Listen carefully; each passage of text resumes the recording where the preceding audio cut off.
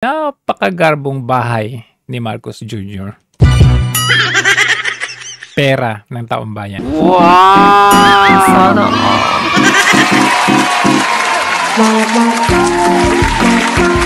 This is a secret passage where the president goes from his house to Malacanang. Nice! Grabe, Cute. ganda! Look at this, it's a teddy bear of the presidential city of the PSG. Dito in-interview nito niyang si si Coca. This is where the president works out. Strength training, versions, the Pac-Mans. If this scene looks familiar, you can see this from the Happy Sunday posts of the First Lady. Grabe, no? Talap buhay! Sana And it's here to stay, but in the past, it's just Talap buhay! Sana Yan, mga paintings kinuha from Malacanang Palace nilagay dito. Wow. Sana What's inside the ref of the president? Yuhuu! I think that's leftover. Is that lechon? Wala bang powder dyan? Food well, all clean and organized. Pakita nga, baka may nakaref na powder dyan. Kakaibang substance. In the pantry of the president. See, look at these snacks. These are what they munch on. These rice crackers, Rice Krispies from Rice Japan. crackers? Pag dinikdik mo ng dinikdik yan, magiging powder yan. Taro chips. Actually, all healthy. These are frozen yogurt. Healthy, dried yogurt, Wow. Taro chips. Sana all. Cassava chips. Sana Wow. Super healthy. You know how a person thinks based on the things that they keep. This is the office of our dearest First Lady. There's a book here, and it says, First Lady! Sana and the wrong things harder. And this one, diplomacy is the art of letting someone have it your way. I love Yeah, it. have it your way. Diplomacy, having someone have it your way. Highway or the highway. That First Lady keeps these I'm notes. a This very is New York. from Chia Tagami. This is from Gwen Garcia, governor of Kaya Cebu. naman pala Baby Araneta Flores. Wow. Ayan, ito pinag-compare pa yung before. Oh, before ito, before. Di ba ang ganda pa? Kahit before, tingnan nyo. Oh, yan yung before. Bago sila nag-renovate. Grabe, no? Maayos-ayos pa yan. Oh, yan yung before, Tignan natin yung before. Yeah. Simple lang. Very Filipino simple lifestyle of a president. Oh, yan, dati. Yan yung dati. Ngayon. Sana Tingnan natin. Yan, i-full natin full screen. Wow! Sana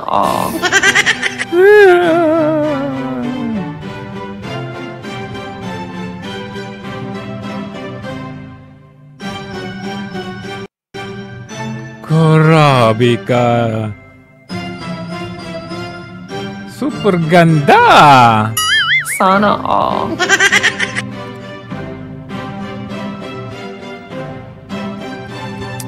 Sobra.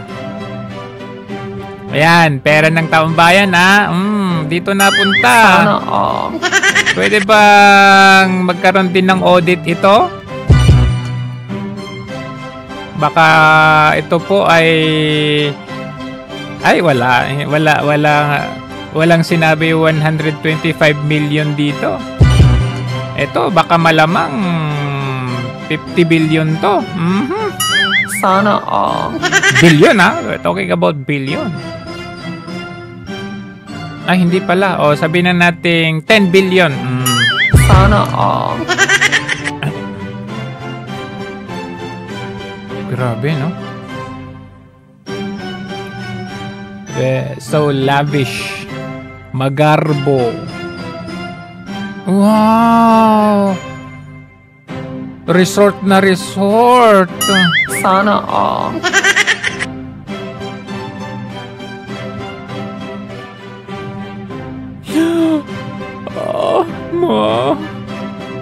Inggit pikit. Sana all. Wow, ganda. Sana all. Walang pinagkaiba sa tatay, oh. Tatay like father, like son. Mas masahol pa yung son. Ayan. So yummy. May vodka. Ayan. Duran-Duran ba yan? Ito ba yung Duran-Duran? Baka dito nagkaroon yung concert, no? Private concert. Na refurbish, totally refurbish nung panahon ni Gloria Arroyo nung 2008 sa ano yung pangalan na ayan, no, na refurbish nung 2008, pinalitan ng buo, pero originally isang room lang yan dati, isang room para sa bahay ng Pangulo. Pero hindi po tinirhan yan ni Gloria Arroyo. It was only Pinoy administration ang pinakaunang gumamit ng bahay Pangulo na yan. Nung time ni Pinoy, dinagdagan niya ng 2 room. 1 room for him, 1 room for the guest, and 1 room and a quarter for the close-aid security guards. So, walang nangyaring nung after lang ni Pinoy, yun lang yung nangyaring renovation or dagdag, parang ganon. Panahon ni Duterte, wala namang nangyaring dagdag. Pinalitan lang ni Duterte yung pangalan kasi Bahay Pangarap kay Pinoy, pinalitan ni Duterte ng Bahay Pagbabago. So, pagdating ni Marcos Jr., ayan, as you can see, the tour of Bahay Pangulo last week enabled reporters nung pagkaupo pa lang ni Marcos to give detailed descriptions of buildings including exclusive photos and video footage from inside the lavishly decorated compound. Reports echoed state news channel PTV in justifying the renovations as overdue following structural damage incurred from a 2002 earthquake as well as termite infestation. So dinadahilan nila dahil daw doon sa damage nung 2022 earthquake. Pero kung titignan natin halimbawa, yan, yung mga naapektuhan, Baguio, Ilocos Sur, Metro Manila. So pagtitignan natin yung Metro Manila, wala namang report dito na may na-damage sa Malacanang or sa Bahay Pangulo. Pero yun ang inirarason nila. So, the public started to question. Sabi niya, clearly, the public deserves to know about the renovations on palace grounds. But due to the lack of media reports, syempre, alam nyo na anong nangyari sa media, there is no ascertaining the cost of the project, which presumably is funded by taxpayer money. After Montalban's account, the story for Malacanang Press Corps is how well the presidential communications officers have protected the project with silence and secrecy. The people have right to know. So ang tanong, magkano kaya ang total cost ng very lavish, resort-like na renovation nitong si Lisa Marcos? So ngayon, ang sabi daw ni Lisa, ang gusto lang ni First Lady noon, sabi niya, Conrad yung designer, si Conrad Onglao. Ayan. Conrad, I want you to make feel like a resort. Ayan. Kasi yun din ang idea from the beginning. So the president can relax. Wow. Sabi niya, pagdating ni Presidente, pagod siya. Parang gusto lang niyang nire-relax. So that was the premise he shared. Pero ang ending, ayan, ang ending, doon pala nagsuswimming itong si Lisa every morning. O, ayan. So, isa sa mga puna ng netizen dito is ito. Ayan. Ayan. Under, asan na yung batas na yun? Kasi sobrang ganda eh. RA 6713, public officials, their families shall lead modest lives appropriate to the positions and income, shall not indulge in extravagant or ostentatious display of wealth in any form. So, nasa batas po yan. So, may nag-comment pa, inside the resort, inspired Bahay Pangulo at Malacanang Park where the first couple stays. Grabe. Grabe, grabe. Oh, ayan. Nung panahon ni Duterte, ayan, nasa na ba yung mga larawan yan? Ito, ayan, tignan natin. Curious ba kayo sa itsura ng bahay ni Pangulong Ferdinand R. Marcos Jr. sa Malacanang? Abay, silipin po natin ang tinatawag na Bahay Pangulo Sige na nga, kamakailan masilip nga. ay sumailalim sa renovation. Yan ang ulat ni Kenneth Pasyente. Hindi maipagkakaila na talaga namang busy ang schedule ni Pangulong Ferdinand R. Marcos Jr. sa araw-araw. Mula sa mga private meeting, pag-estima sa mga bisita sa Malacanang, pagpunta sa iba't ibang lugar sa bansa, maging Grabe ka, PTV, ah. sa mga working visit nito sa abroad. Maaaring natanong mo na kung saan ba nagpapahinga ang punong Tingnan mo yung ehekutibo pagmumukha at ang yan. first family. Mukha ba nang Yan ay walang nagpapahinga ibang yan? first family nga ang punong ehekutibo at ang first family. Yan ay walang iba kundi sa Bahay Pangulo Yan na yung kamakailan dati. lamang ay Yan sumailalim yung sa dati. renovation. Kaya naman ang may kalumaan ng bahay pangarap kung tawagin dati Paano na naging pinaluma luma na yan? ng panahon at nagkaroon na rin ng mga sira dahil sa malakas na lindol noong 2022 ay nagkaroon ng bagong muka na ngayon ay mala-resort na ang vibe dahil sa swimming pool at berdeng kapaligiran Sana nito. Ayon sa arkitekto nito, mismong si First Lady Luis Araneta Marcos ang may ideya kung paano pagagandahin ang presidential residence. Ang gusto lang ni First Lady na sabi niya, Conrad, I want you to make it feel like a resort. Kasi ayun din yung idea from the beginning. So the president can relax. Sabi niya, siyempre, pagdating ni Presidente, pagod siya. Parang gusto lang niya na relax. So that was the Siya o promise. ikaw? Kaya naman pagpasok mo pa lang, sasalubong na sa'yo ang maaliwalas na sala. Mula dining area, kusina, banyo at iba pa, kita na ang pagbabago. Mayroon ding guest villas at gym kung saan nag-e-ehersisyo ang Pangulo.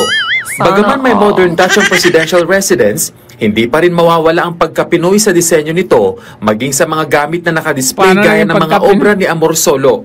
Ang dami palang artwork from Malacanang na minsan nakatago lang, Bakit mo kinuha sa Malacanang?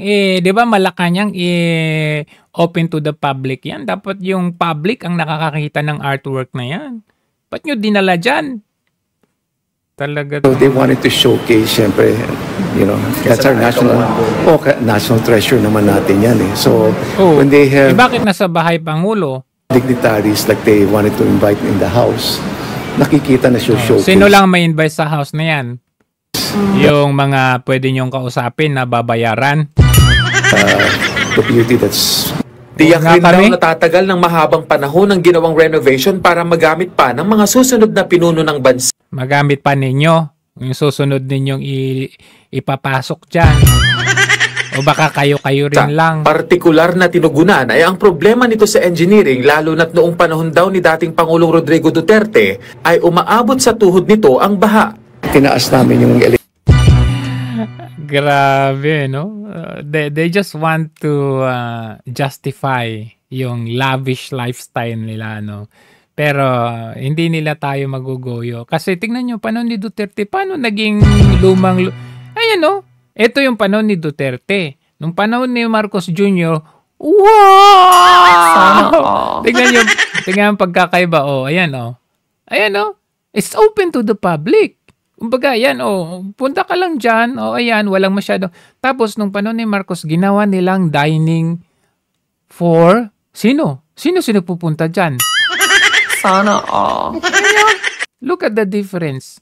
Oh, yan, panahon ni Duterte, panahon ni Marcos. Panahon ni Duterte, panahon ni Marcos. Panahon ni Duterte, panahon ni Marcos. Iba ka. Tapos sasabihin nila, mga kurap daw yung Duterte. Tingnan nyo ba, ni Duterte hanggang ngayon, i-search ninyo. Kung meron pang ibang bahay si Duterte, hanapin ninyo. Dahil magagaling naman kayo mga investigador, hanapin ninyo.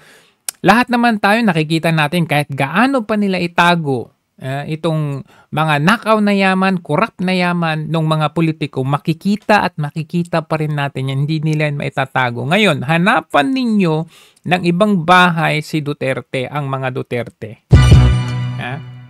Na instead na you want to account VP Sara as korap, Sara Lustay, abay, tingnan nyo naman to, oh. Dito pa lang sa bahay Pangulo, oh. Wow!